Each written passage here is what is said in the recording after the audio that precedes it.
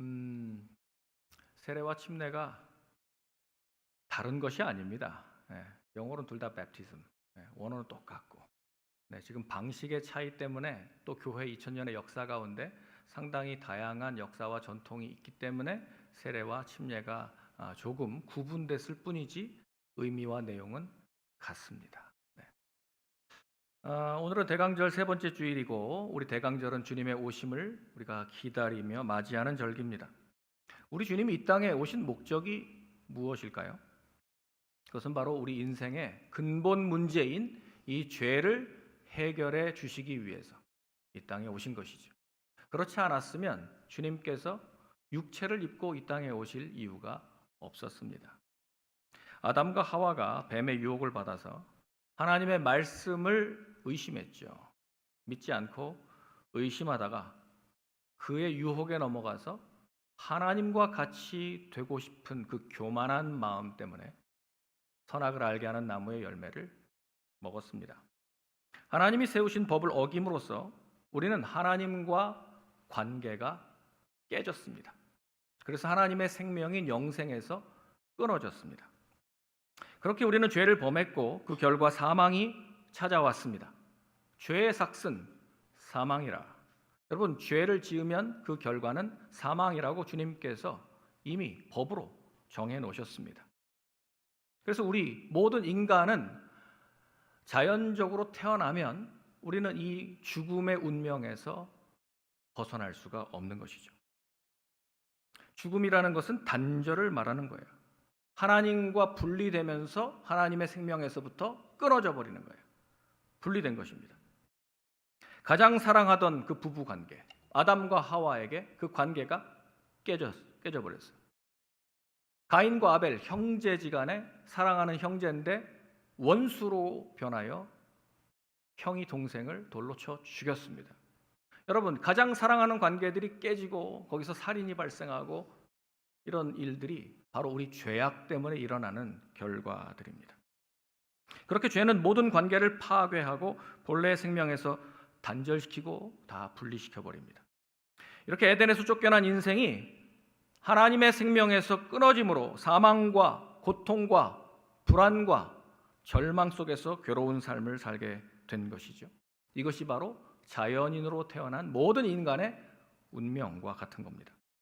그래서 하나님은 우리를 다시 회복시켜 주시기 위하여 하나님의 생명인 영생을 우리에게 주시기 위하여 사람의 몸을 입고 이 땅에 오셨습니다.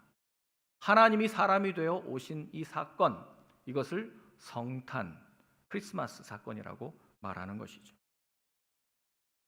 예수님은 우리의 근본 문제인 이 죄를 해결하시기 위하여 당신의 두 어깨에 우리의 모든 죄를 다 짊어지시고 십자가에서 그의 몸으로 우리를 대신하여 피값을 흘려주셨습니다. 몸이 찢기고 살이 떨어져 나가고 손과 발에 못이 박히고 가시면류관으로 인해서 온몸이 피투성이가 되고 3시간 만에 운명하신 이후에 그의 모든 피와 물을 다 내어 쏟으셨습니다. 그렇게 주님은 완전한 희생 제물이 되셨죠. 우리는 바로 그 예수 그리스도의 십자가의 대속의 은혜를 믿는 것입니다. 내가 죽어야 할 그 자리에 예수께서 대신 죽으셨다는 것, 그 사실을 믿는 사람들을 그리스도인이라고 말하는 것이죠.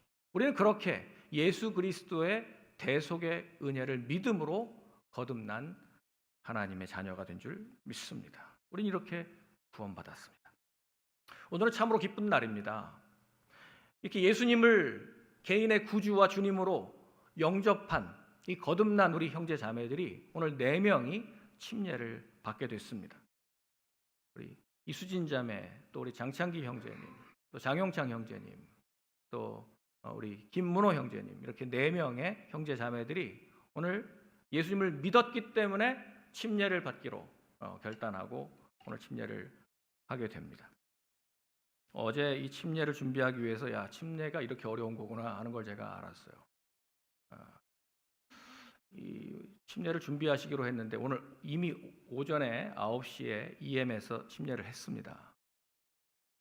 물을 토니 목사님께서 받기로 하셨거든요. 근데 어제 날씨가 안 좋았잖아요. 길이 너무 미끄러워서 못 가니 목사님 아직 교회 계시면 물 좀 받아달라. 그러겠습니다. 봤더니 좀 지저분해요. 그래서 열심히 닦고 청소하고 물을 받기 시작했습니다. 다 받고 난 다음에 여기 이제 스위치를 올려가지고 히팅을 해야 되잖아요. 온수를 올렸는데 작동이 안 되는 겁니다. 큰일 났다 이거. 그래서 이종구 목사님한테도 전화하고 어떻게 해야 됩니까? 토니 목사님한테 전화했더니 또 그 밤에 또 오시겠대요. 와서 또 밑으로 들어가셔서 뭐 점검을 하셨는데 그래도 못 고치시는 거예요. 큰일 났다 이거 어떡하지? 그러면 아침 일찍 우리가 주방에서 물을 팔팔 끓여다가 물을 좀 넣어서 이게 보통 일이 아닌데 이게 가능할까? 그리고 1부, 2부 사이에 너무 짧은데 인터벌이 이게 가능할까? 우리 사나이들만 있다면 차라리 겨울철이지만 냉수로 입수를 할 수 있을 텐데 그래도 우리 자매님들이 계신데 EM은 전부 자매님이고 우리 수진 자매가 있는데 어떡하나 걱정이 됐습니다. 그래서 일단 이 성소의 온도를 올려놨습니다. 제가 성소의 온도를 올리고 양쪽 방에 히팅을 하고 그래도 불안했는데 마침 제가 교회를 떠나기 전에 토니 목사님이 아시는 우리 교회 말고 침례교 다른 침례교 우리 교인 한 분이 전기공이 한 분 계셔서 그분이 오셔서 또 밑으로 들어가셔서 이걸 또 만지니까 확실히 전문가의 손이 닿으니까 이게 다시 작동을 했습니다. 할렐루야. 그래서 오늘 그렇게 춥지 않은 따뜻한 물에서 여러분들이 침례를 받을 수 있게 됐습니다. 제가 침례 교육을 하는데 우리 형제 중에 제가 이 침례를 베푼 경험이 없을까 봐 염려가 되시는 모양이에요. 그래가지고 제가 말씀드렸어요. 제가 요르단에서 10년간 있었다. 요르단은 요단강이 있는 곳이다. 그 요단강은 예수님이 침례받은 곳이다. 그 예수님 침례받은 곳에서 제가 침례를 베풀지 않았겠습니까? 당연히 베풀었죠. 외국어 대학교 이 아랍어 통역대학원의 학생 하나가 아랍어 공부하러 왔었어요. 제가 그때 아랍어로 목회할 때인데 그러니까 우리 교회는 아랍어로 목회하는 데니까 당연히 한국 사람이 오면 못 알아듣죠. 근데 그 자매가 왔어요. 와서 예배를 드리는 거예요. 알아듣냐? 그랬더니 통대원이래. 오케이, 그러면 알아듣겠네. 그래가지고 열심히 우리 예배를 참석했는데 이 자매가 알고 보니 예수님을 영접해 본 자매는 아니고 그 한국 목사님이 인도하는 아랍 교회가 있다 그러니까 학교 앞에 그래서 온 거예요. 그리고 저랑 개인적으로 만나서 제가 전도하고 제자 훈련을 시켰습니다. 예수님 영접했어요. 그래서 3월 달에 이제 복학을 하러 가야 되겠는데 그 전에 제가 먼저 그러면 예수님을 영접했으니 침례를 받읍시다. 근데 2월이면 요르단도 겨울이에요. 물론 요단강 쪽은 이 남쪽 그러니까 아래쪽이라 계곡이니까 조금 따뜻한 편이지만 그래도 한겨울도 섭씨로 10도대입니다. 그러니까 그 물에 들어가기 쉬운 일은 아니에요. 간절히 기도했습니다. 하나님 날씨를 좀 따뜻하게 해주십시오. 그리고 자매랑 제가 1시간 암만에서부터 차를 타고 요단강 베프티스멀 사이트 예수님이 침례받으신 바로 그 장소에 내려가서 요단강에 들어갔는데 마침 그날 이상기온으로 25도까지 올라간 거예요. 따뜻해졌어요. 그래서 춥지 않아서 제가 자매에게 침례를 베풀었고 거기 모인 모든 전 세계에서 온 관광객들이 박수를 쳐주었습니다. 그 윤수정 자매 지금도 침례받고 한국에서 잘 믿음 생활할 줄 믿습니다. 침례는 믿음의 고백으로 내가 죄에 대하여 죽고 의에 대하여 살아난 것을 모든 교인들 앞에서 믿음으로 고백하는 것입니다. 그래서 기독교의 중요한 예식이죠. 기독교에 이 두 가지 예전이 있는데 이것은 침례와 주의 만찬이죠. 둘 다 주님께서 행하신 우리를 위하여 십자가에서 피 흘리시고 몸이 찢겨진 그 모든 복음의 내용을 우리가 주의 만찬을 기념함으로 우리가 기억하게 되고 또 침례를 행함으로 또 우리가 주님과 함께 연합하여 주의 죽으심과 함께 나도 죽고 주님의 일어나심 부활하심과 함께 내가 다시 하나님을 향하여 의를 향하여 살겠다라고 하는 이 결단의 예식입니다. 우리 모두는 그렇게 세례 또는 침례를 받죠. 침례는 헬라어로 밥티스마로 되어 있어요. 침례를 베풀다, 밥티소라는 동사는 밥토에서 왔는데 밥토는 담그다, 빠뜨리다 이런 뜻이에요. 그러니까 딥 한다고요. 그러니까 빠뜨린다고요. 그러니까 이런 뜻이 밥토예요. 그래서 밥티소는 물에 빠뜨린다라고 하는 의미가 있어서 침례라고 우리가 하는 겁니다. 침수할 때 그 뜻으로 침례한다는 뜻이에요.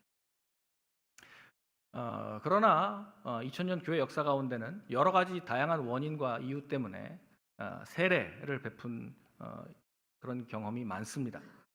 또 환자들일 경우에 침례하기 어렵죠. 네.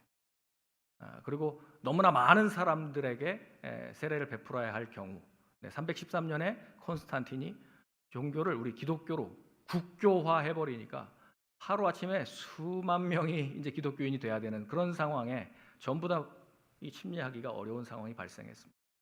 그리고 유아 세례라고 하는 것이 교회의 필요에 따라 생겨나면서 침례가 한동안 잊혀졌었습니다. 종교 개혁자들이 다시금 이제 원래 성경의 모습으로 돌아가자, 회복하자라고 하는 그 운동 가운데 이 재침례파, 아나베프티스트라고 하는 재침례파들에 의해서 이 침례 운동이 다시 부활했습니다. 부흥됐습니다. 그러니까 유아 세례는 자신의 말로 어리기 때문에 자기가 신앙을 고백할 수 없지 않습니까?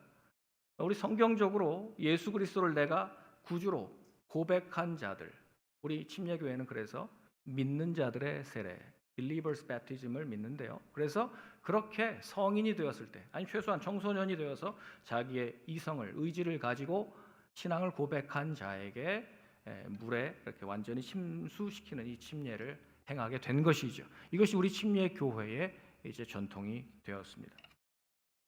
그런데 다른 교단들도 환경만 조건만 주어진다면 침례를 다 권유합니다. 사실 침례는 바다나 강에서 또는 흐르는 물에서 하는 경우가 가장 많았고요. 그게 잘 안 될 때는 관수, 물을 붓는다는 거예요. 물을 이렇게 붓는다고. 물을 부어서 머리에다 붓는 그런 예식을 한 적도 있고요. 요즘에 가장 많은 스프링클, 살수 하니까 이상하지만 살수레라고 합니다. 한자를 쓰니까 좀 이상하네요. 그 스프링클 이 방식으로 아마 여러분들도 세례를 받으신 분들이 계실 겁니다. 방식이 다르다고 해서 의미가 달라지는 건 아닙니다. 다 어디다 하냐면 머리에 합니다. 머리에 한다는 것은 내가 완전히 잠겼다라고 하는 의미죠. 그런데 이걸 가장 피부로 잘 느낄 수 있는 방식은 우리가 하는 침례입니다. 완전히 빠지는 거. 제가 해군 군목으로 있을 때 우리 교회에는 30여 명의 우리 장교들이 있었는데 그분들 대부분이 해군 구전단, 잠수함 전단의 함장들이셨습니다. 그래서 우리 교인들이기 때문에 목사님 또 추락 나갑니다. 기도해 주세요. 그러면 가서 기도를 하는데요. 장엄합니다. 그 기도가. 다른 출전 예배와 좀 다릅니다. 잠수함은. 왜냐하면 잠수함 승조원 전체가 같이 밑으로 물속으로 잠항을 해버리면 그냥 물속에 잠긴 거예요. 그러다가 혹 뭐 하나라도 잘못돼서 작전 다 마치고 이제 몇십 일 후에 다시 부상해야 되는데 물 위로 떠오르지 못하면 전원 침몰입니다.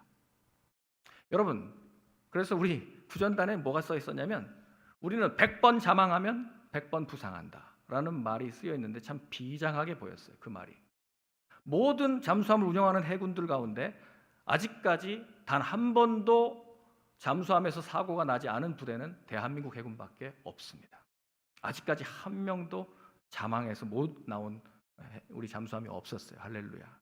하나님이 보호하셨습니다. 아직까지 그 기록이 안 깨지고 있어서 감사합니다.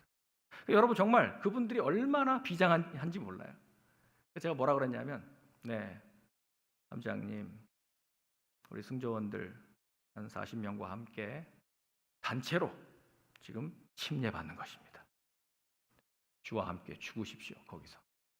그리고 다시 물에 나오시면 새로운 삶으로 사십시오. 여러분 이거보다 더 강력한 침례가 있을까요?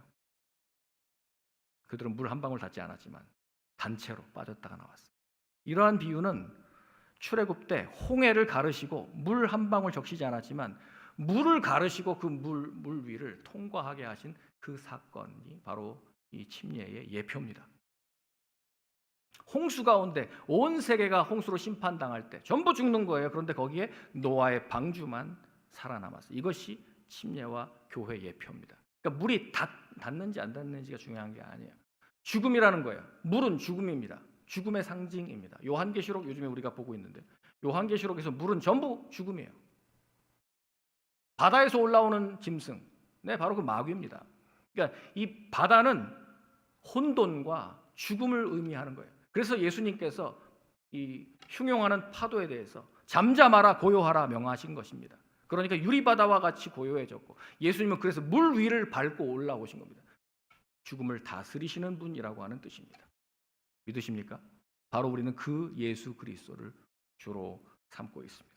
그리고 왜 우리는 침례를 하는가? 여러분 마가복음 1장 4절 5절에 침례자 요한이 제일 먼저 침례 운동을 시작했거든요. 세례 요한이 침례자 요한이 광야에 이르러 죄 사함을 받게 하는 회개의 침례를 전파하니, 그러니까 요단강에서 회개의 침례, 그러니까 침례를 통해서 우리는 죄 사함을 받게 합니다. 그래서 예수님도 이 침례를 받으셨습니다. 물론 예수님은 죄인이 아니에요. 죄를 씻을 이유는 전혀 없는 분인데 예수님은 반대로 거꾸로 예수님이 침례자 요한에게 침례를 받은 까닭은 침례자 요한이라고 하는 구약의 선지자, 마지막 선지자, 그 사람을 대표하는 그 인물을 통해서 모든 우리의 죄를 다 예수님이 뒤집어 쓰기 위해서 거꾸로 우리는 씻는 것이지만 예수님은 담당하신 침례였습니다. 두 번째로 마가복음 1장 9절에 보면 예수님이 침례를 받으시지 않았습니까? 그 요단강에서 예수께서 요한에게 침례를 받으셨습니다. 그리고 물에서 침례로 받으시고 다시 올라오실 때 하늘이 열리고 하늘에서 비둘기같이 성령 하나님께서 내려오셨습니다. 그리고 하나님의 음성을 들었습니다. 너는 내 사랑하는 아들이라 내가 너를 기뻐하노라. 아멘. 오늘 침례받는 우리 형제 자매들에게 성령께서 내리시고 임하시고 여러분들에게 너는 내 사랑하는 딸이다. 너는 내 사랑하는 아들이다. 내가 너를 기뻐한다라고 하는 음성을 듣고 성령으로 충만케 되시기를 축원합니다. 마태복음 28장 19절에 보면 주님께서 이것을 명령하셨습니다. 그러므로 너희는 가서 모든 민족을 제자로 삼고 아버지와 아들과 성령의 이름으로 침례를 베풀라. 그리고 내가 너희에게 분부한 모든 것을 가르쳐 지키게 하라. 이것이 주님께서 마지막으로 우리에게 부탁하신 위임령입니다. 그래서 침례는 예수님의 명령이기 때문에 우리가 행합니다. 사도행전 2장 38절에도 보면 초대교회 때 성령이 강림하실 때 베드로가 뭐라고 말합니까? 너희가 회개하여 각각 예수 그리스도의 이름으로 무엇을 받고? 침례를 받고 죄사함을 받으라. 그리하면 성령의 선물을 받으리니, 우리가 물로 침례를 받은 다음에 성령으로 침례를 받는 그런 은혜가 이 통로가 되기 때문에 이 물 침례는 중요합니다. 베드로가 41절에 보면 그날 회개한 자들에게 침례를 베푸는데 신도의 수가 3,000명이라 그랬어요.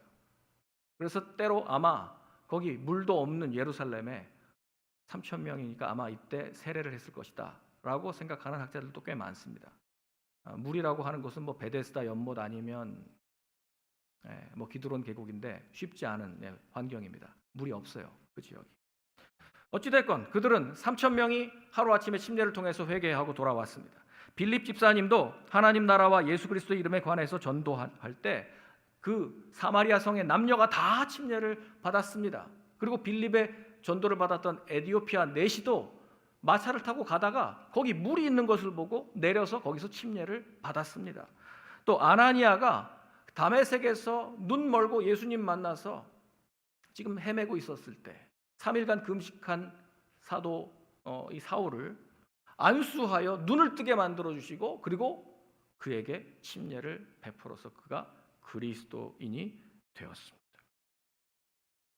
여러분, 우리가 왜 침례를 합니까? 로마서 6장 4절 5절을 한번 보세요. 로마서 6장 4절 5절. 오늘 본문에 있는 말씀인데요. 같이 한번 읽겠습니다. 시작.